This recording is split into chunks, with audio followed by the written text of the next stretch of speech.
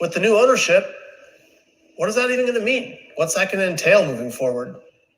For those of you who've been living under a rock, Steve Cohen has bought the Mets. It is official, and he's done 4 things already that have really stood out to me, the businessman, and I'm going to go over those. So the first thing that he did, the very first thing before anyone even knew that he was on Twitter, is he got on Twitter and he connected with the Mets fans, sending a simple tweet asking what they could do to make the Mets fans' experience better. I mean, this is a brilliant move. This is probably the most brilliant move that I've seen, which is why I put it at number 1. Ultimately, if you're a businessman, if you own a company, if you are running an organization, you have customers. You have a product that you are trying to sell to the customer, and you have customers that you hope will buy your product. Connecting with them and giving them some input onto what the product is and how it.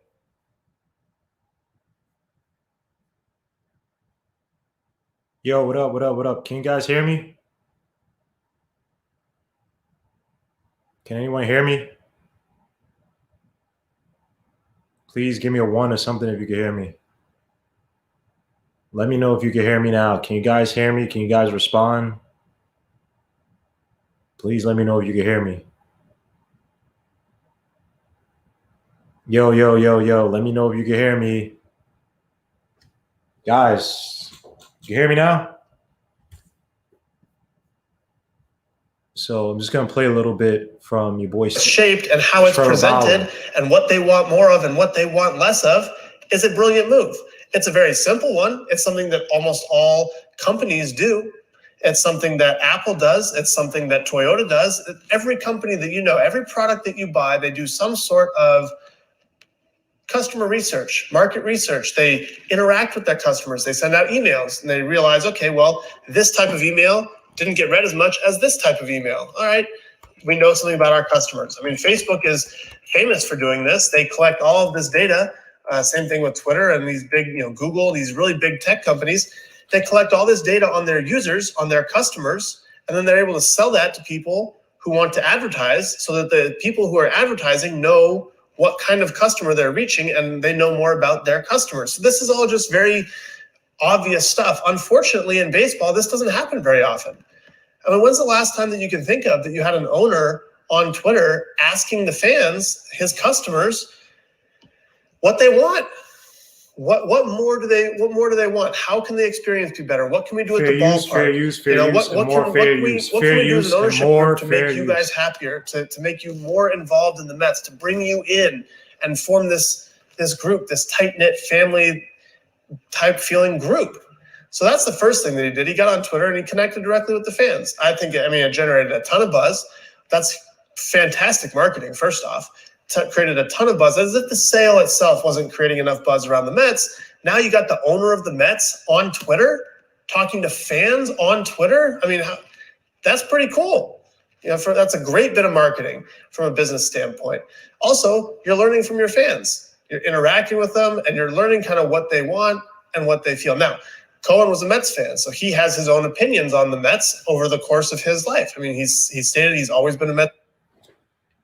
Yo, what up, what up, what up? This is another edition of Mets Weekly by your boy Guillermo Kiske of the Legion of Knicks podcast. I'm here to break down some fun Mets news each and every week. Developments, guys that we signed. Definitely going to be covering the winter meetings when they come, because the stove gets hot once the winter meeting comes, man. But let's talk about. So first and foremost, the beloved Trevor Bauer is talking again.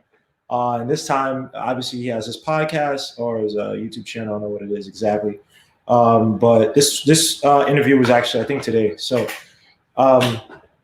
we see that your boy Trevor Bauer looks favorably upon the Mets deal. I love how they're flirting with each other. Like, they're trying to act as if one doesn't want the other. Well, we already said we want Trevor Bauer. Sandy Alderson came out and said, hey, Trevor Bauer, that's our guy. Trevor Bauer, look, he's playing the field because, again, he said that he's going to go around and he's going to take one-year deals, I guess, to drive his value. But in baseball, guaranteed money, am I a Mets fan? Is Udi Mack serious? I've always been a Met fan. since 1993, when you had Todd Hundley, Butch Husky, Bernard Gilkey, Bobby Jones, Jason Isringhausen, Generation K, Jason Isringhausen, Paul Wilson, and Paul Wilson, Jason Isringhausen, and oh my gosh, who am I missing? It wasn't Bobby Jones. It was Jason Isringhausen, Paul Wilson. Goodness gracious, why am I missing this? Generation K, Mets. Who am I missing? Jason Isringhausen, Bill Pulsifer. That was the other pitcher, and they all sucked. Well, except for Jason Isringhausen, became a really good closer. What? Okay, yeah. Ask Trout, bro. Do not ask me, man. I have toiled with the Mets, but let me get back to Troy Bauer. So obviously, these two guys, these two parties, flirting with each other right now in regards to free agency. Trevor Bauer has come out today on his YouTube channel or podcast that talked about 4 key areas in which Cohen has gotten right with the Mets, which is Steve Cohen uses social media to interact with the fans, as Bauer explains how this is a brilliant business strategy to learn more about his new customers, which, again, extremely right, extremely smart. The Mets fans, you do not – this is one thing that I think your boy Dolan has missed out on, is that you don't alienate your fans. Yes, you may have a loyal fan base, right? The elasticity of our fandom, right, is extremely long, right? Whether you suck or not, we're always going to be there, right? But I think, wow, you guys talking about his agent. You cannot by any means alienate your fans, man. You do not want to become the hated one. You want to be the one that listens to your fans. And look, we have good ideas. I'd say we're going to run the team. Obviously, you run the team. You make decisions. Maybe decisions that we don't like. But you do not alienate your fans, right? You had the Will Ponds, who are basically trying to build the Mets essentially as the Dodgers. And we're not the Dodgers. We're not the San Francisco Giants. I know that's a combination of two Giants and Dodgers to make the Mets, but we're not those teams. We are the New York Mets. So again, I think Bauer hits it off correctly. We are, the owner, and Cohen is hitting off correctly, going on Twitter. And then this is going to be awful up front, but he's starting off with the right foot. And he already said he's going to implement a fan day. He's going to take a lot of ideas that people are saying on Twitter to heart. And I think it's only right. I mean, even Sandy Alderson, this guy is coming out now laughing. He's a lot more jokier. He's, flirting with John Bauer, with Bauer. So again, I think this is a great step by Cohen. I agree with Bauer. So the second point he says is he praises Cohen's declaration of wanting to win a World Series in the next 3 to 5 years. Bauer says you have to know where you're trying to go by setting the bedrock. Everything the Mets will do over the next few years has to be building towards that ultimate goal of winning a World Series. And yes, I love it. I love the mandate. So many of the teams I support never put out those mandates. So many of the teams I support, the Jets, we're not thinking about going to the playoffs. And fair enough, this year they're tanking purposely, and that's because of Joe Douglas. But in other years, they've said the same thing when we don't know what the hell we're doing with McCaggan and Todd Bowles. The Knicks never really give any playoff mandates. And when you hire guys like Steve Mills and Scott Perry, I'm not getting as much as Scott Perry, but Steve Mills, or hire Phil Jackson who didn't want to be there, and you have to pay him twice as much. You can't really give a mandate. You know what I'm saying? So, again, I love this. This guy has money. He knows that baseball there's no real limitation in regards to signing guys. I believe there's a tax, right? But with regards to building this team, I mean, look, even the tax, the guy probably will even pay the luxury tax. He doesn't give a damn. He has money. And I love that he's doing this. I love the fact that Steve Cohen is giving a mandate and saying, hey, I want to win something, or at least come close to winning something in the next 3 to 5 years. The Dodgers went out there when Magic Johnson and that consortium group that they used to buy the Dodgers, they went out there and they were buying up. They were buying up players, and they were developing players on the flip side. I mean, Bellinger, Seager, Jock Peterson, Muncy, Max Muncy. They bought guys like Machado, even though he's with the Padres. You know what I mean? And now they have Mookie Betts there. I mean, they did everything. They used all their resources. How can you be in a big city and not be a big team? You know what I mean? So I love the fact that Steve Cohen has put out there, hey, we're going to go all out and try to win something. Not to say that we're going to sit and make stupid moves. Because remember, Steve Cohen, when they talked about the Kalinick deal for Diaz and Cano, he said, look, we're going to make deals that get us ahead where we're getting ready now players and we're close to it, right? We're not going to sit here and just make stupid trades to try to make a splash, make a name for ourselves. Brody Van Wagen, whatever the hell his damn name is. So I love that. Point number 3, Bauer then talks about how the Mets are going to achieve their lofty goals, mentioning Cohen's desire to integrate analytics, which Bauer is known for being a proponent of, as well as empowering Sandy Alderson. And yes, we have to be on the forefront in regards to baseball analytics, understanding which players to get, not just getting necessarily the big name, but getting us a guy that may have a high OBP, a guy who, the average may not be as lofty, but this guy's OPS is high. You know what I mean? Well, I mean, if you're hitting high OPS, you're usually going to have a decent average. But a guy, we get other guys on base, push guys to the next base, right? The guy's a good quintessential number 2 hitter, right? Back in the day, I think Bobby Abreu was like a analytics darling because he had like extremely high OBP, timely hitting, even though the numbers didn't really pop. Except for I think that one year he had like 30 home runs. I think that was like the year right before, right after. I think it was right before or the year of the time he made the All-Star. And then he did the home run derby, then I think his swing kind of got messed up. But yeah, I'm extremely happy. Let me see what you guys are saying. Yankees want to do anything? Screw the Yankees. I'm sick of my team tanking. Agreed. Why does Udi Mack look like a chef in this picture? But anyway, the Yankees is the Lakers of baseball. Yeah, you can say that. Yankees are false gods. Screw the Yankees. This ain't a Yankee channel, man. Screw the Yankees. Even though I don't mind Yankees fans coming over here, but screw the Yankees. Screw you guys. Bum ass Stanton keeps swinging at every clutch strike. Stanton's always swinging at right through. For 2 years short, man. Oh my gosh, Stanton's so overrated. But anyway, back to Sandy Alderson and the third point. I agree with the analytics. You look at teams like the Chicago Cubs and Theo Epstein is one of the guys on the forefront. I think like a lot of the front office guys that he hired were analytics guys that came from Boston. Obviously his guys as well. I just don't remember, but I believe that they made an emphasis in Chicago on analytics. And despite the fact that they kind of, since they won the World Series, but they did win the World Series, right? Guys like Chris Bryant. Who's the second baseman I like a lot?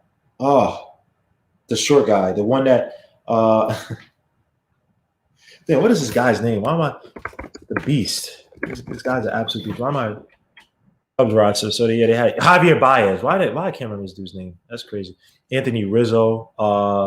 They had Ked Krimble. Wow. So I have him. Jason Hayward, who's overrated. Yeah, and that's analytics is, I think, in every sport, right? Obviously you have sabermetrics, and you had the fact that the A's never really won anything with Billy Beane at the helm. They didn't win in the 80s. So for the simple fact that they were kind of ahead of the game, and now everybody's kind of, not everybody, but everyone's having a heavy emphasis on analytics. Getting the guys to get another person on base, how OBP takes pitches. And that translates into a lot of analytics, and we have to be on the forefront of that. We can't sit there and try to go cheap and get a Jason Bay because we can't afford a Matt Holliday. But yeah, I love the fact. You mean Jason Hayward's been overrated since the Cardinals, because he came from the Cardinals and he had that really good year before the contract. I think he had like 270, 27 home runs, something like that. That one year with the Cardinals, I believe, and got traded to the Cubs. No, sorry, he signed with the Cubs as a free agent. And he was kind of, because I remember Jason Hayward with the Braves. I hated Jason Hayward. I hate all Braves, but let me just make sure I'm not talking out my ass. So Baseball Reference. Why is this thing taking so long? Come on, computer, stop acting stupid. So yeah, Jason Hayward started out with what the fuck? I don't need his high school stats. Just give me his regular stats. No. Dogs. Was good? Yeah. So yeah, he started out Atlanta, went to St. Louis. Yep. Then he had that 1 year, he was 293. Oh, only 13 home runs. Yep. Then he signed with the Cubs. I forgot, but he did win a Golden Glove with the Cubs twice. But yeah, the hitting has never really materialized as much as people wanted it to.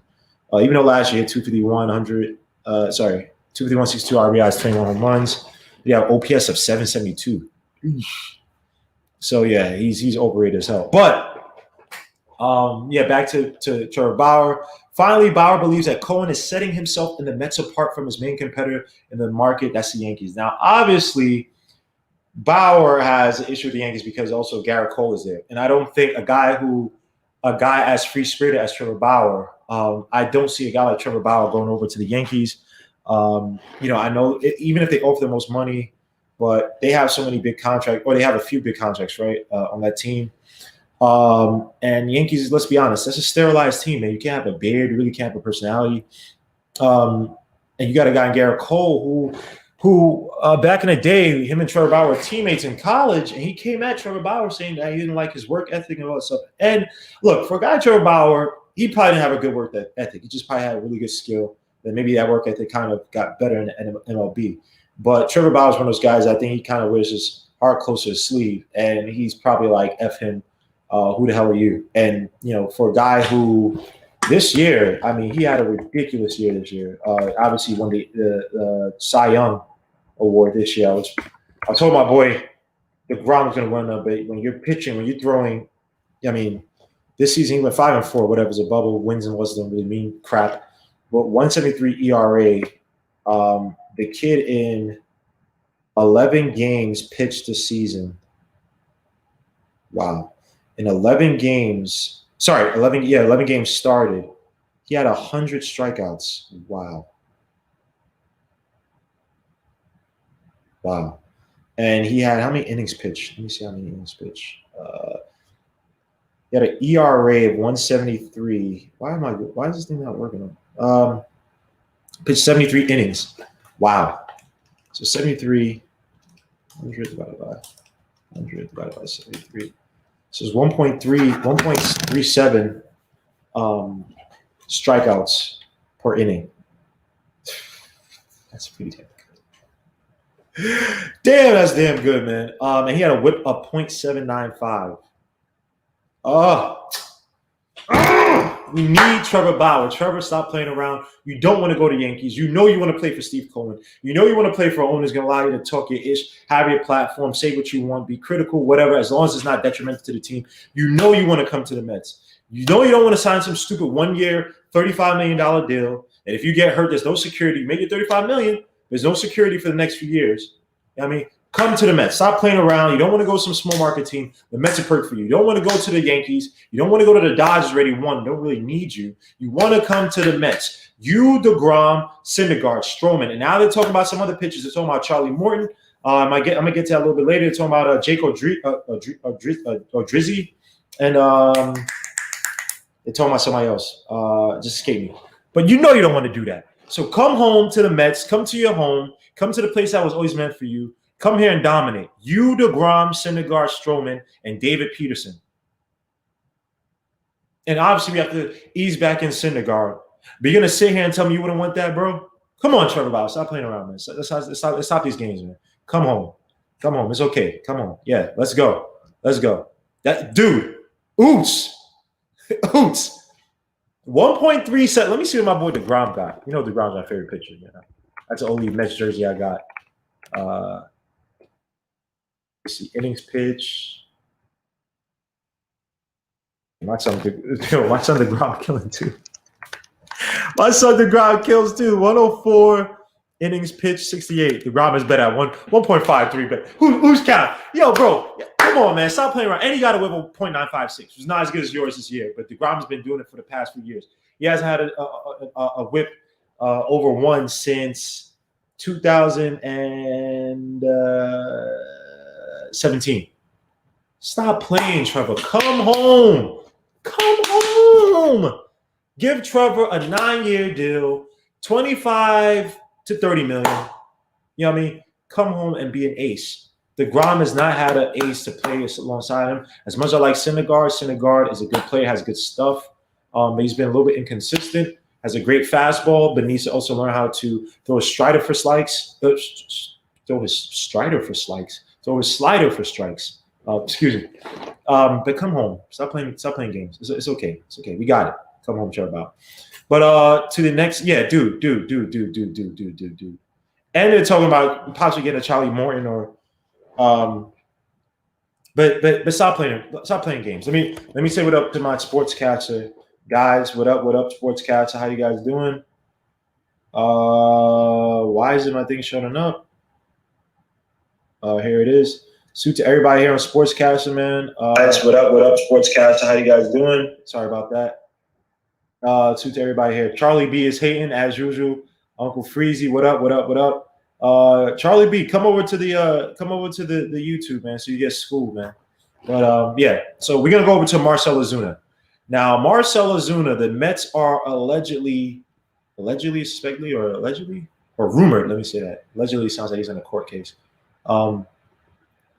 So let's go to Marcell Ozuna.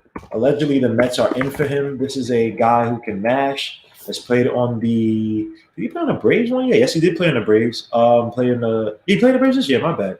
He came from the Cardinals. Also played with the Marlins. And this was a guy that gave us nightmares last year with 2 strikes, 2 outs, down by, I believe, a run. Your boy, everyone's favorite pitcher, Edwin Diaz, throw the outside fastball, or fastball right on the outside of the strike zone for a home run where they tied it up and then they went on to go win. And I'm just gonna play that now just because Edwin Diaz sucks. It's like now we're almost stuck to down to the last out. Just listen to this crap, man. Listen to this crap. Just listen to this crap. So we could just get over this. You know what I mean? Sometimes when you have issues in your life, you have to go back. You have to go back and Edwin Diaz, who's pitching on back-to-back days. We talked yesterday about his poor season last year. He looked like a new man yesterday. Oh, he did. Oh, really? Stuff. And it's up to Marcell Ozuna. Sure, yeah. He looked like a new man. New man, my ass. I'm gonna share this with you guys so you can just see the pain. Again, fair use, MOB. I'm not trying to steal anything from you guys. God bless you. Fair use. To keep the game alive. 2 outs, bases empty, 2-1 game. Marcell took strike 3 against Diaz yesterday.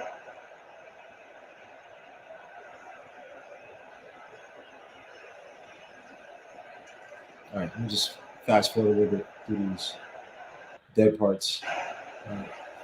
Oh, look at the cardboard fans. Gone for Marcell, who's ahead in the count.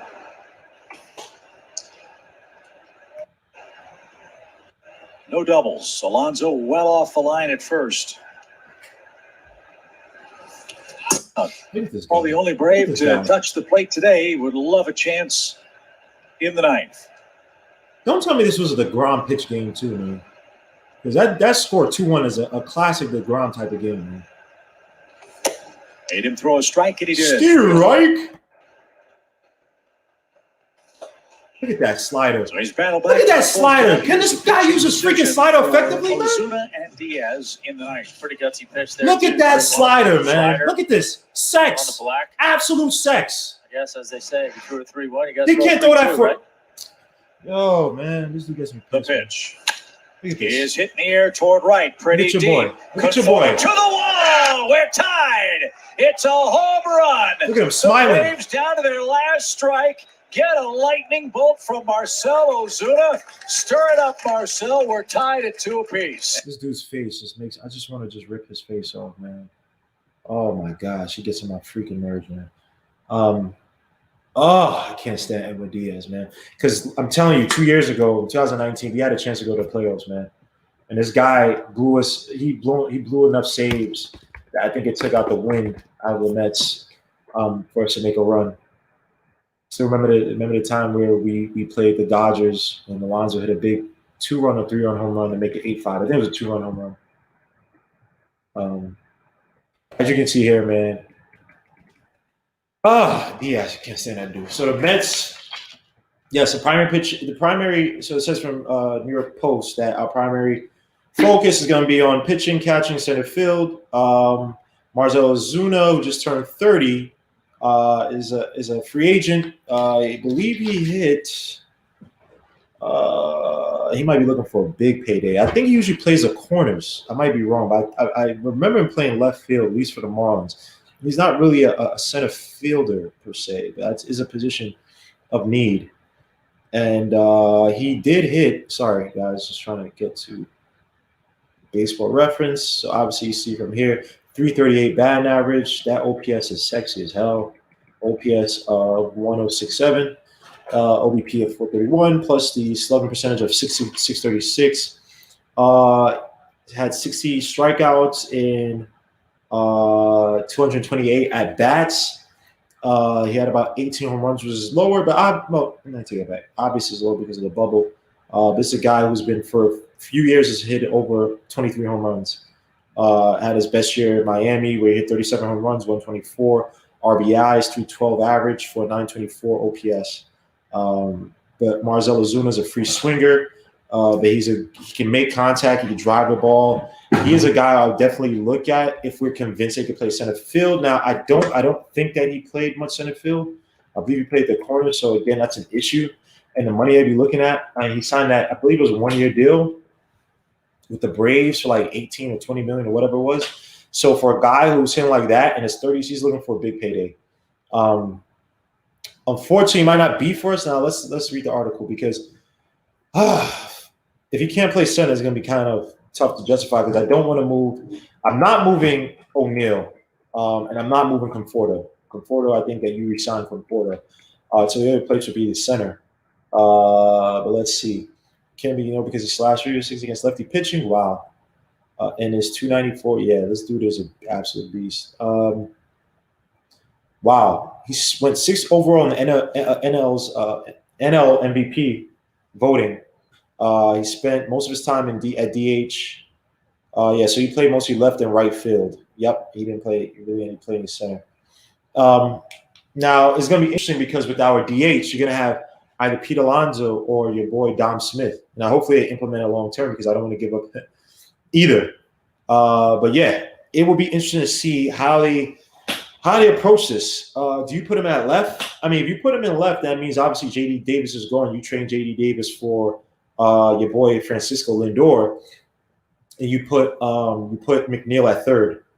You have Ozuna on left, McNeil at third, Lindor at shortstop, Cano and Jimenez. We could try to keep Jimenez at second, and Pete Alonso at fourth, or Dominic Smith at first. Pete Alonso at the DH, Conforto on right. In your center field, you put Nimmo or Ozuna. I mean, Ozuna is not the most. I don't think he's the most fleet of foot. I don't remember. I'm not sure if he ever won a Golden Glove. I don't know. I don't know much about his defense. No, he has an arm. I take that back. Ozuna does have an arm. He does have an arm, if I remember. Let me see if he won. Yep, he definitely. So he won a Golden Glove in 2017. So I guess he's the top field. My bad, guys. I forgot Ozuna does have an arm. So that is definitely something to look at. I think if the George Springer doesn't come, George Springer was 31. If they can't get him because he's also looking for a big contract, maybe they wait for Ozuna to slide off and then and sign him because we get Ozuna as a bat. You trade off J.D. Davis, who I like, but I don't think J.D. Davis will be as good as Ozuna. And J.D. Davis up there too. I think he's like 28, 29. And you put Ozuna in the left. I mean, the way you get destroyed left-hand pitching, I mean, Lord Jesus. That would be something to look at, but it remains to be seen. Obviously, Francisco Lindor, they've been heating up. I think teams I was watching, I forgot which channel it was. It wasn't John Boy. It was somebody else. I can't remember his name. And basically, he's a Cleveland fan, and he was basically saying that Ozuna's as good as gone. They can't afford him, so they're definitely going to try to trade him. And it looks like the Mets might have the best package, and he wanted a package of J.D. Davis, Ahmed Rosario, and I believe he wanted either Jimenez or Ronnie Mauricio. I think Ronnie Mauricio and Jimenez might be a little bit too much. If I can give them J.D. Davis, Ahmed Rosario, and another maybe lower tier, lower tiered farm player, hopefully I could work. Now I'm not giving up Beatty, our third baseman, the guy we drafted 2 years ago. Let me see the Mets farm system. We can go over this together, guys. Mets farm system.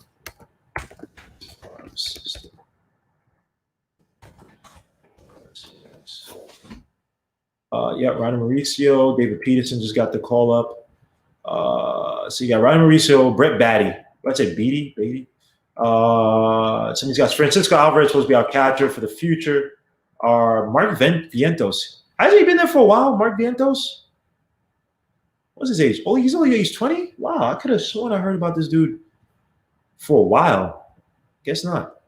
David Peterson's obviously up. Did we just draft Kevin Smith last year? Let me see. I think we drafted him last year. I might be wrong. No, he's been here for a while. My bad. Yeah, Francisco Alvarez, right over that. Boom. Yeah, our farm system's kind of. Was Desmond Lindsay the guy we drafted last year? Who did we draft last year? But either way, I mean, I think you could do that trade with JD Davis, with just JD Davis and J Davis, Ahmed Rosario. And someone said he was on some channel talking in Spanish, talking about Cleveland, or you mentioned Cleveland won. So maybe he probably sees it right on the wall that, hey, they're going to trade him for it. As much as I like him, man, I think that Francisco Lindor is just that better of a player. Francisco Lindor hit about, 284. I guess he had a down year or whatever. Francisco Lindor. Francisco Lindor stats. Wow. This dude's a beast, man. Yeah, he hit. Damn, this guy's a freaking beast. Look at his award. Oh, you guys don't. Oh, my bad. You guys don't have it. Look at these awards for Francisco Lindor. This dude has been an absolute beast ever since he got. He's from Puerto Rico. Yep, Puerto Rico. This dude has been Rookie of the Year. Oh, came in Rookie of the Year voting number 2. Was an All-Star all these years. Was MVP voting all those years. Golden Glove, Silver Slugger. This past year in the bubble, in whatever you want to call it, they only hit 258. Let me not use this year. Let me use last year. 284. He had 32 home runs, 74 RBIs. Goodness gracious, man. Oh, put this guy on the freaking Mets, man. Put this guy on the freaking Mets, man. Make that trade. I'll give you. I don't know if I'll give you Ronnie Mauricio and Ahmed, but I'll give you a pit. I'll throw something in there, man. Maybe a Francisco Alvarez, but I think that's the guy they want for the future. They think this guy's going to be legit. So. And that he'd be able to hit as well, too. I'm not sure if we give him up. If you get a Real Muto, that's one thing. But it's tough, man. But if I can do that Francisco Lindor trade, I'm going to find a way to do it and get the pieces off. And last but not least, we're going to go to some Mets pitchers. So, yeah, Mets need Lindor. Yes, they do. Rosario took down his Mets pitch. Wow. Yep. He probably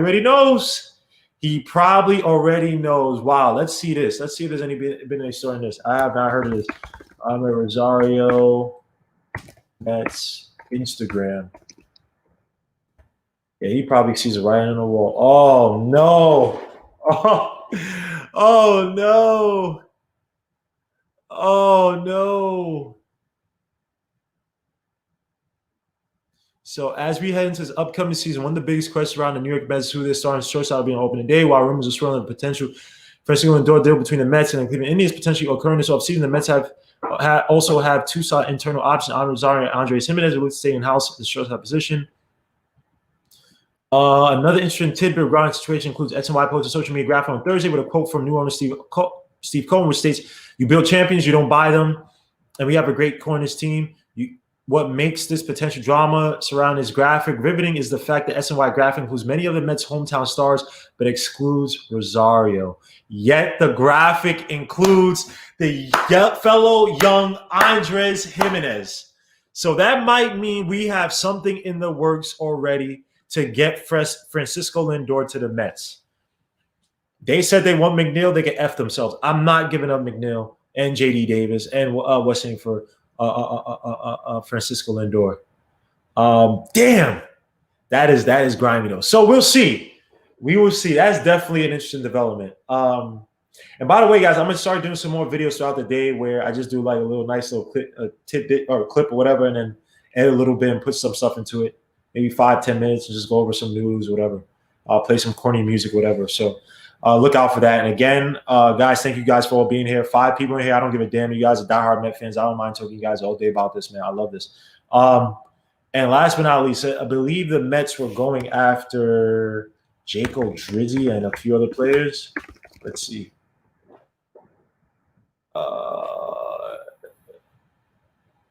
Okay, that's not what I wanted. Draco Drizzy, Charlie Morton. All right, so from Yahoo Sports, the Mets have been interested in Charlie Morton of the Tampa Bay Rays. I believe he had a down year this year. Jake Odorizzi. Sorry, I said Odorizzi. Morton, he had recent success, postseason pedigree. He had a 4.74 ERA during the showing 2020 season, but pitched very well in a postseason, with the exception of his World Series start. He was an All-Star in 2018-19. That nasty curveball is still highly effective. Just turned 37. Morton is a New Jersey native, growing up in Flemington. I remember we were always in talks to another New Jersey native. I think Tom River might be wrong, but I think his jersey was Jason Marquis. He pitched for the Cardinals, but it was always talking about, we should trade for the hometown talent. That stuff. I was like, whatever. But that is interesting. Jake Odorizzi struggled in his abbreviated season, 2020 season, pitched to a 6.59 ERA, 10 earned runs for 13.2 innings. In 4 starts. However, in 2019, allows 62 earned runs and 159 innings, which is good for a 3.51 ERA, and was named American League All-Star with the Minnesota Twins. Why am I having hiccups now? Sorry about this, guys. He also struck out a career-high 10.1 batters per 9 innings that year with a 3.3 FIP. So that would be interesting. Now, obviously, you get one of those guys, it might be for depth, especially a guy like Odorizzi. If he's trying to resurrect his career, you bring him in on a 1-year deal to try to maybe resurrect, maybe use him as but use him as a spot starter, use him as a guy in a bullpen, and maybe he tries to build for that. Charlie Morton might be the same thing, but I think Charlie Morton still has some years left, even though he's 37. I think he has some years left as a decent starter for any team. It remains to be seen. It remains what we do with Trevor Bauer. Obviously, Marcus Stroman realized he wasn't going to get that money elsewhere. He signed that qualifying offer with the Mets at $18.5 million. So he was not going to get no multi-year deal worth probably even $15-14 million. Because he kind of shown with the Mets that he might be a little overrated in that regards. Overrated from his time with the Blue Jays, where he has a lot of fire, but seems that Mets that 1 year, you need a lot of pitches to get out of innings. A lot of games he would not be able to get out the 4th inning or even the 5th inning without having to throw him, say, 100 and some pitches or get close to that, excuse me. So it remains to be seen, man. But right now, man, it's exciting time for the Mets. Steve Cohen saying all the right things. Trevor Bauer's in this. I'm loving what's happening with Trevor Bauer right now. It definitely seems like he wants to come here. I think he wants to secure some money. I think they could work something out where he could sign here for multiple years. Don't worry about it. I'm not giving him Jimenez, man. I know people might say I'm picky, whatever, or Nick's. No, I'm not giving him Jimenez, but we'll see. You'll see. Yeah, Stroman was crazy if he was going to take that money. But at first, Gemini, remember, he wasn't going to take that money. Remember, he was talking about he wanted to try. Remember, he came out the season early because of COVID, and then I think he was saying that he was going to try to market, and he saw the market as like, I got to go against Trevor Bauer and Tanaka, guys who have better years than me or who seem to be better pitchers than me, or what the market perceives them to be better than me. You taking that 18.9 qualified offer, and you come back. He did. But at first, he said he was essentially saying that he wasn't going to take it. Early on, he was saying that he's not going to take the money or take the deal. So remains to be seen. But guys, salute to everybody in here, man. I thank you guys all for being here. Triborough, salute to you, man. He has his channel. Go to That Ain't Rock podcast. We're gonna be covering Rock Marciano, my guy, Mount Marcy's album, either tomorrow or sometime this week. But guys, man, I'm trying to do this for my Mets, man. Mets is my team. This is my heart right here. So the Knicks, so is Manchester United, so the Jets. But the Mets, that's like, because I play baseball, and baseball is my favorite sport to play. So I've had a deeper connection with the Mets, man. That's my effing team. So salute to all you guys. Thank you for being here, man. God bless. And I'll see you tomorrow when me and Tim talk about some clutch points articles for the Knicks. But again, guys, this means a lot. With 6 people, I don't give a damn who's in here, man. I love the fact that it's small like this. I could talk with you guys, and you guys can go back and say these comments, man. But this is beautiful, man. Until next time, man. Peace. Let's effing go Mets. Peace.